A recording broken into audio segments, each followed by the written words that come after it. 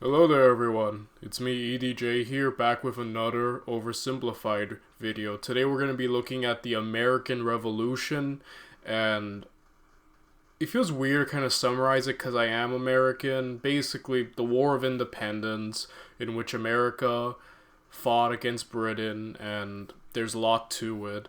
I'll say that I was re-watching the John Adams HBO series, really re-educating myself a lot about uh, America's fight for independence. And we learned a lot. I remember in school we learned a lot about the Continental Congress, about, how the founding fathers debated amongst themselves, how they're going, should we be independent, should we not? Um, out sending envoys like John Adams or Benjamin Franklin to other powers such as, France for support. We learned a lot about that, but the actual battle aspects, like the battles that were waged between American troops and the British Army, we didn't go that deep into it. And I feel like Oversimplified from watching all his videos is gonna go deeper into the battle aspect, which I feel like I did not learn throughout my public school years. So that's gonna probably be the part where I'm most enlightened. The most we know, at least we learned about, was George Washington's crossing of I forgot the river's name. Delaware? No, that's not it. I don't remember. But point is, we learn about that because of the famous painting where he's like posing and they're rowing. But other than that, yeah, I think he's gonna cover a lot more of George Washington's exploits, which is gonna be pretty cool. I would love to learn about that, and I feel like that's where I'm gonna gain the most learning from this. Well, that's kind of it, really. That's my little spiel on the background. I want to give credit where it is due. I do not own this video. This is all Oversimplified's work. Please follow, support, like his videos. I'm just some dude, some normal dude who's watching history videos and commenting throughout them with what I know. And yeah, that's about it. Without any further ado, let's just get right into it. Let's watch Oversimplified's The American Revolution. Alright, let's do this. Holy smokes! Christopher Columbus, that Okay, is we're no starting way to way address the back. King and Queen of Spain. What is wrong with you? Okay, so you know how we're looking for a new trade route to India, right? Right. And the Earth is round, right? Right. So I'm thinking we can just sail the other way around the planet, right? Yeah. So I set sail, right? Mm-hmm. And I reach India, right? Right. Wrong. Wrong. I did not reach India. I did not. All right. No. All right. Get to the point. Yeah, there's a lot of misconceptions about Christopher Columbus that are, for some reason, like, a lot of people and society, like, accepted. Like, him thinking that the world was round, even though, like, people already knew that it was. Like, kind of stuff like that. It's like, boy, is Christopher Columbus such a figure we can go deep into. Did you know there's a whole nother freaking continent out there? Okay, and do you think I should care about this? Why? Oh, I'm sorry. Did I forget to mention there's gold everywhere? Gold? Columbus landed in Central America in October 1492, and he had the time of his life. And by that I mean he went on a huge theft and murder spree. He stole gold, jewelry, people, and a hammock. And then he returned to show off all of his riches, including a few previously undiscovered items such as tobacco, the pineapple, turkeys, and a hammock. Now I know what you're thinking, but oversimplified, Columbus didn't discover America, the Vikings did. And you'd be partially right. In the 11th century, Leif Erikson was the first European to land in America. But hey, if you love Vikings so much, then why don't you check out today's sponsor? Vikings War of Clans is a mobile game. Time of his life, hammock. And suddenly the race was on to explore and conquer the new world. After a couple centuries of warring with the natives and each other, the European powers had claimed quite a lot of land, including this area, which both the English and the French claimed as theirs. One day the French said, I'm gonna build some forts along here. And the English were like, could you not? And the French said, sorry, but no, I could not. And they went ahead and built their forts, which pissed off the English. So they sent an up-and-coming British lieutenant colonel by the name of George Washington with a combined force of British troops and Native Americans. After a short battle, the French commander said, all right, we surrender. Okay, boys, pack it up. There's surrender. Oh, sorry, was I not meant to split his head open with a tomahawk? Don't worry, it's not like this will start a 7-year-long major global conflict. And what Okay, happened yeah, next was a 7-year-long war. major global conflict, which Great Britain won. At the peace negotiations, Spain gave up Florida, while France gave up all of its territories in North America. But Britain's victory came at a cost, a £60 million cost. They were now broke, in a lot of debt, and had to come up with some way to repay it. So they went to the colonies and said, okay, listen up. So a huge part of the war was spent protecting you from the French. Yeah, a big factor in America seeking independence was just the taxation from Britain, which really did not make the colonies happy. And now we have no money because of it. So I'm not sure what you're saying here. Okay, so we spent a lot of money protecting you from the French, right? Right. And now we're broke. That certainly is a pickle. Listen to me. We spent all of our money protecting you, and now we need money. Give us money. Can you please pay us back some money? No. Okay, we're just going to go ahead and tax you. In 1764, Britain introduced the Sugar Act, forcing the colonists to import sugar and molasses exclusively from the British and to pay duties on them. Then a year later, they introduced the extremely controversial Stamp Act, and it worked a little something like this. Hello, shopkeep. Hello, Mr. Bungleberry. Here's the deed for your new shack. Stamp. That'll be 3 pence, please.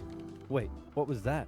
It's the new tax. I get a stamp on any paper or documentation I make, and you have to pay for it. Would you like to see this pamphlet that explains everything? Yes, please. Okay.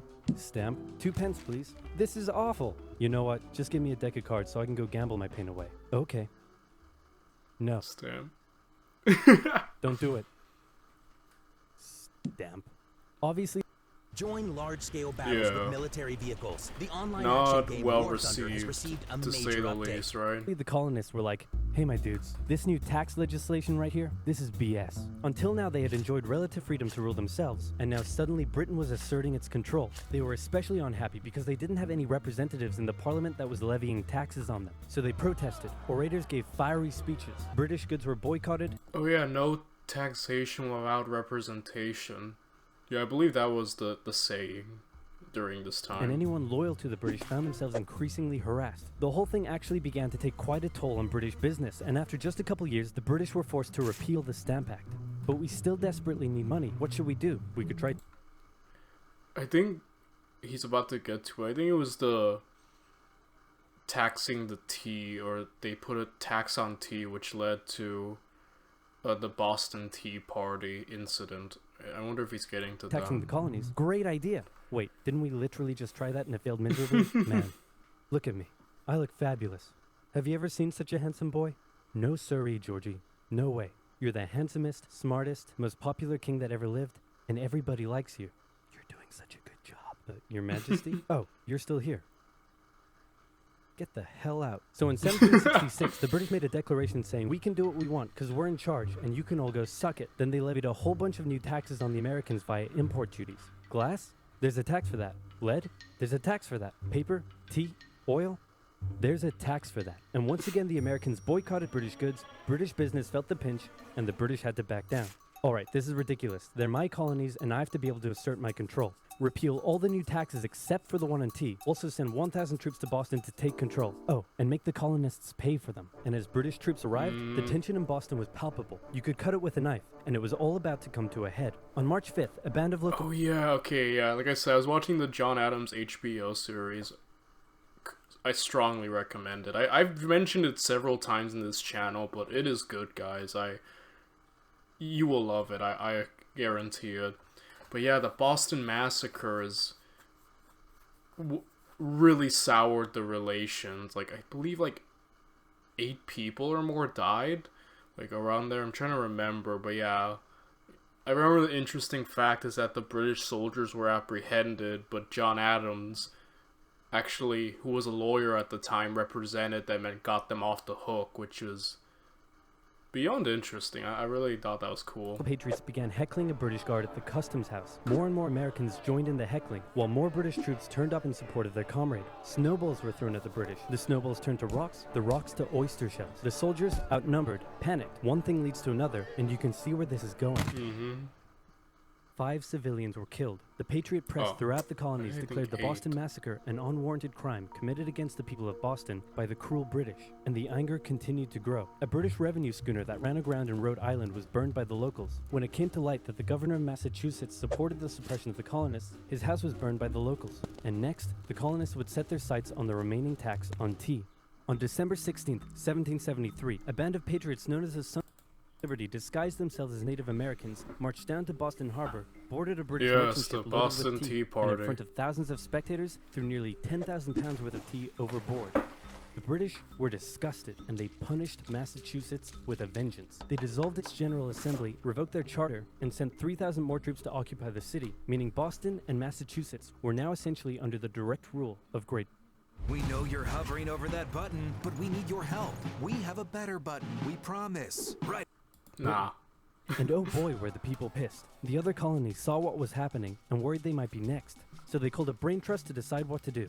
56 delegates from 12 colonies gathered and met in Philadelphia at the First Continental Congress, and the roll call read like a who's who of American I love just the Photoshop faces, and then you got George Washington drawn. thinkers. Man. I'm talking lawyers extraordinaire Johnny A and Johnny J, experienced military commander George Washington, businessman and future alcoholic beverage Samuel Adams, fiery orator Patty H, guy who married a rich lady Big J Dickinson. And while they weren't present at the You know, I need to say that, yeah, the Continental Congresses and just the Founding Fathers, it's amazing just how many intelligent, great men assembled. Like, the perfect team to found a nation, right? Like, so much brilliance, like, from Thomas Jefferson, John Adams, Benjamin Franklin was involved. Just amazing. It's like, well, funny thing about Benjamin Franklin, I guess, it's like lightning just hit. It's like lightning in a bottle, right? Just the best time, I guess, for something like this to happen. The First Congress, soon names like James Madison, Benjamin Franklin, Thomas Jefferson, and much later Alexander Hamilton would all serve time in the Continental Congress. The question now, though, was what to do about the British. After much bitter debate and disagreement, they eventually agreed on an amazing solution. They would simply ask the British to stop. Can you stop? No, it didn't work. Okay, then tell the local... Yeah, I think it was the Olive Branch petition they sent, which King George was like, nah, submit or you'll all be executed. militias to start arming and be ready at a minute's notice. And across the colonies, these Minutemen stood ready for the beginning of the American Revolutionary War. Now, having your colonies in open rebellion is one thing. Once they start arming themselves, that's when it really hits the fan. So British General Thomas Gage ordered 700 troops from Boston out into the rebel-controlled Massachusetts countryside to destroy stores of arms and ammunition held by the rebels in Concord. The British set out in the middle of the night. Patriots including Paul Revere rode ahead to warn that the British were coming, giving the rebels time to prepare. The two sides met British in are coming, Lexington right? as the sun began to rise. They faced off against each other, and in the confusion, somebody shot first. The shot heard around the world marked the beginning of the American War of Independence. The rebels were outnumbered and had to fall back to Concord as the British split up to search for rebel supplies. However, more and more Patriot rebels kept showing up, and this time it was the British who were outnumbered as more fighting kicked off in Concord. The most professional army in the world was forced to flee back to Boston at the hands of local, poorly trained militiamen. Yeah, that is amazing, because, you know, obviously the British didn't take the colonies so seriously. This is probably like one of the earlier wake-up calls that, oh snap, they're actually gonna fight back, you know, like, and be good at it. And all in a along the sense. British were A back little, to you know. Boston, Patriot rebels continued to gather and open fire on the retreating British. When the British reached Boston, the rebel militias surrounded them. Boston and the British were now under siege as small land and naval skirmishes continued around the city. And the British would suffer another embarrassing blow, this time in upstate New York. Colonel Benedict Arnold concocted a plan to take the British stronghold Fort Ticonderoga, which held a large amount of guns and ammunition. He set off towards the fort alone, hoping to recruit men along the way, when he came across the Green Mountain Boys, led by Ethan Allen, who, as it turned out, had the exact same plan he did. So they decided to work together. But I'm in charge. No, I'm in charge. No, I'm in charge. No, I'm in charge. No, I'm in charge. No, I'm in charge. No, I'm in charge. This went on for some time, until the Green Mountain Boys threatened to go home, and Arnold had to concede. The group raided the fort at night while the Redcoats were asleep, and they caught them completely by surprise, taking the fort and all of its munitions with almost no resistance. Wow, great job, Ethan. Very impressive. By the way, what happened to that other guy we sent to take the fort? Who? Benedict Arnold. Never heard of him. Ouch. What the fuck? Nobody knew what was going on. The colonies were in open rebellion, and for now, they even seemed to be winning. So King George fired General Gage, replaced him with General William Howe, and ordered the rebellion to be put down immediately. Okay, the British are definitely going to retaliate for all of this, so we should probably put together a proper army. First, we need to pick a commander-in-chief, and I think we can all agree that that job should go to George the man, Washington. the myth, the legend, George Washington. My friends, I am humbled and honored that you would showed consider up me wearing for a such an military important uniform. role. I did not expect for this. All right, you've been showing up in a military uniform every day for the last 10 months. We all know you wanted this, so cut the crap, George. Dude. Yeah, George. Uncool. So Washington began his journey up to Boston to take command of the newly established Continental Army, just as the British made their first major attempt to break the siege. They made plans to take the high ground on Bunker Hill, but spies warned the Continentals of the British plans, so they fortified Bunker Hill and set up defensive positions on nearby Breed's Hill. The day of the battle came, and as the British advanced, a barrage of Continental gunfire was opened up on them. Twice they tried to climb the hill, twice they were pushed back. The battle It's lasted over, 3 hours Britain. until We the have the high Continentals finally ground. ran out of ammunition and had to retreat, allowing Never the British mind. to take the hill. While technically a British victory, they suffered nearly 1,000 casualties to the Continental's 400. The colonists showed the British that this wasn't just a rebellion, it was war, and they were ready for it. But one thing they weren't sure about was why they were fighting. While some radicals were starting to throw around the I word, most hoped to eventually repair their relationship with Great Britain. So they sent a letter to King George saying, "Hey man, looks like things aren't going your way. Remove the taxes and let's be friends." I'm gonna Oh no, that was Kick the Olive Branch your petition. ass. Send that to the colonies. Your Majesty, your handwriting is terrible. Are you sure? Just do it. What does it say? He's gonna lick my throat. Historically accurate, that's exactly what King George said. So for the remainder of the year, small engagements continued to occur around the colonies. The British burned down the towns of Falmouth, Massachusetts and Norfolk, Virginia as revenge for earlier anti-British incidents. These actions played right into the hands of patriot propaganda. Overseas, the British were seen as brutes, and the French and Spanish would soon begin sending supplies to the rebel cause. During this time, there was also minor fighting going on between patriot and loyalist militias in the southern colonies. Benedict Arnold was still on a mission to win some personal glory for himself, so he headed up an attempt to invade Canada in a two-pronged attack. The Continentals managed to capture some British forts and the city of Montreal, but a harsh snowstorm with some smallpox on the side saw them defeated and pushed back at Quebec City, and they were forced to retreat all the way to Fort Ticonderoga. Speaking of which, remember all those guns and ammunition? Well, this guy's got a plan for what to do with them. He uses Henry oxen to Knox. drag 120,000 pounds of artillery for 2 months through the harsh winter, 300 miles all the way to Washington and his Continental Army surrounding Boston. Boom. Washington's got himself some big guns, which is fortunate because up until now his army had been suffering through the cold winter, not knowing when the siege would end. Now, they could make a move. Washington wanted to launch a full assault on the city, but his junior officers felt the British were too fortified, and to his credit, Washington was great at hearing and taking on board the ideas of others. Instead, the Continentals worked through the night, setting the guns up on Dorchester Heights, overlooking the city, and when dawn broke and the British saw the guns, they knew they were toast. Their positions were completely exposed. It was checkmate. They had no choice but to abandon the city. 120 ships carried 9,000 redcoats and 2,000 loyalists away to an unknown fate, and Washington had his first victory of the war. Washington then moved his army to New York, knowing that when the British returned, they would probably land there. In the meantime, a friendly-looking old man by the name of Thomas Paine had written and published a pamphlet called Common Sense, in which he advocated for total independence from Great Britain. It spread across the Yeah, I remember I looked up a little bit about Thomas Paine, and he was really influential in getting American resolve for independence.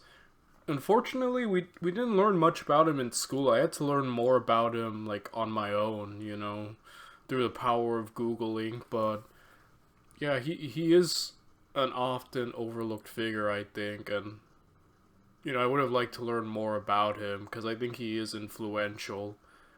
And I think there was a saying, I can't remember who said it, but, like, something about the sword of Washington is as important as the words of Paine.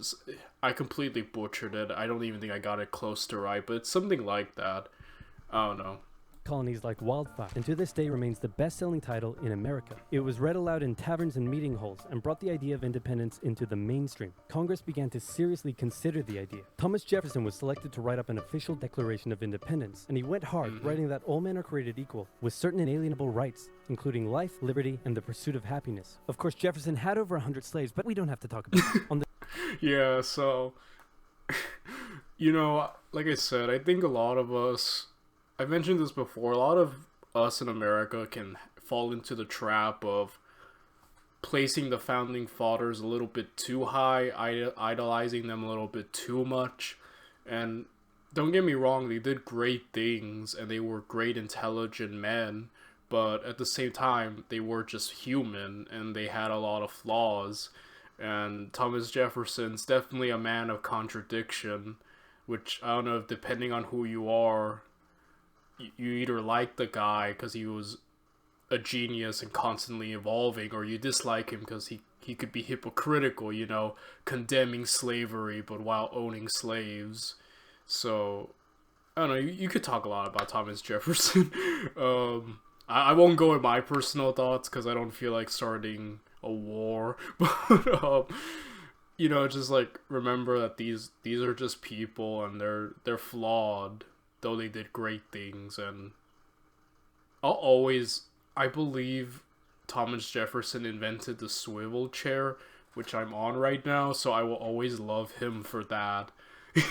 I think I'll always love Thomas Jefferson for what he did with swivel chairs. The 2nd of July, Congress voted unanimously in favor of independence, and John Adams declared that the 2nd of July would go down as the most remembered day in American history. Then a couple days later, independence actually came into effect. The United States of America was born. There was no turning back now. The Americans tore down a statue of King George in New York and melted him down into 42,000 musket balls. To the British, it was treason, and if the king had his way, Washington and all of Congress would be hung.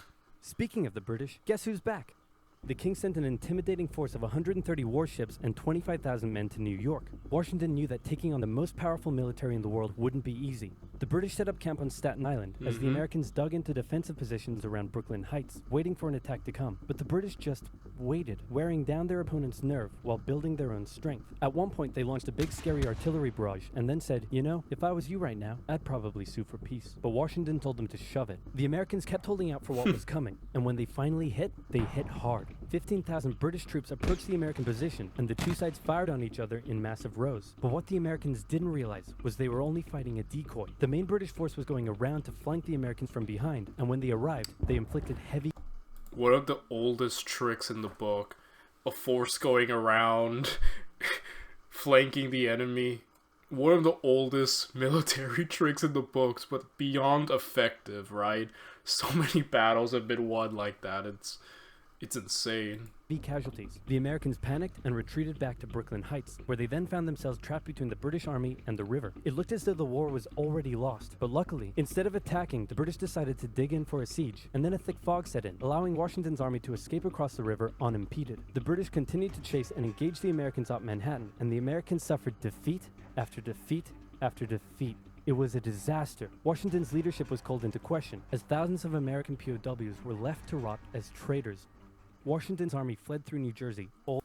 Something admirable about George Washington is that he lost a lot of battles, but his ability to keep the morale of his soldiers, his troops, and to keep fighting, like, yeah, he lost, but he was never out. Like, I guess he lost battles, but he never lost a war, is what I'm trying to say. And that's just something so admirable about him. He's not like freaking Alexander the Great or Napoleon catching W's everywhere with not that many defeats, but he's still considered a great military leader, and rightfully so. It's beyond admirable and great what he accomplished facing... Is it safe to say Britain was probably the strongest force in the world at this point? I know at their peak they were the greatest empire ever, but I don't know if this was around their peak, or I don't know, but either way, they still had an imposing navy and army, and, you know, just amazing that Washington was able to stand up to them and keep fighting, you know, persevering. All the way down to Pennsylvania. Rarely had an army been so badly beaten, yet survived to fight another day. Exactly. Alright guys, I'm gonna jump to part 2 now. If you enjoyed this video, I'll see you in part 2. Bye.